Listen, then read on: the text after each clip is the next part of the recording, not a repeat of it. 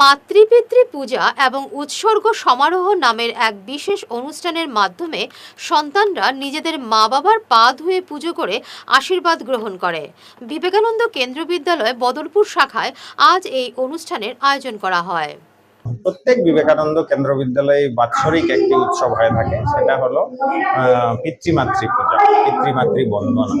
তো আজকের দিনে আমরা ক্লাস 9 এবং ক্লাস 10 এর যে বাচ্চারা আছে তাদেরকে নিয়েই পিতৃমাতৃ বন্দনা এগুলো করা হয় বিভিন্ন ইয়েতে, বিকেবিতে।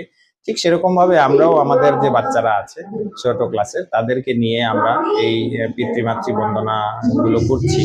এবং এই অনুষ্ঠানে বাচ্চারা তাদের মা বাবাকে পূজা করে।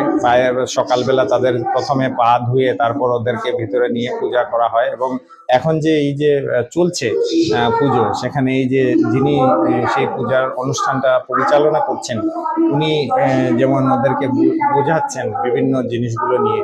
আমাদের কিছু কিছু যে বিভিন্ন শ্লোক যেগুলো আছে সেই শ্লোকের মাহাত্ম্য কি, এগুলো নিয়ে সমাজের মধ্যে কিভাবে আমরা একটা সুষ্ঠু পরিবেশ গড়ে তুলতে পারি সেগুলো নিয়ে বাচ্চাদের সামনে সেটা তুলে ধরা। এবং সেটাকে আগামী দিনে কিভাবে ওরা নিজের নিজের ক্ষেত্রে যখন ওরা যাবে এবং কিভাবে ওরা ভারত মাকে আবার জগৎগুরু রূপে প্রতিষ্ঠিত করতে পারবে, সেই যে উদ্দেশ্য, সেই উদ্দেশ্যটাকে কিভাবে ওরা জীবনের সামনে রেখে চলতে পারে। অন্যের সেবা, স্বামীজি যেমন বলেছেন জীব সেবাই মানে শিব সেবা। তো সেই জীব সেবার মাধ্যমে ওরা কিভাবে ভারত মাকে আবার জগৎগুরু রূপে প্রতিষ্ঠিত করতে ওদের নিজের নিজের অবদানগুলো রাখতে পারবে, সেগুলো নিয়ে এই চর্চা এবং সেগুলো নিয়ে এই অনুষ্ঠানের মাধ্যমে আমরা করে থাকি। আজকের অনুষ্ঠানটি পরিচালনা করছেন আমাদেরই বিদ্যালয়ের একজন শিক্ষিকা, ওনার নাম হচ্ছে সোমা ভট্টাচার্য দিদি।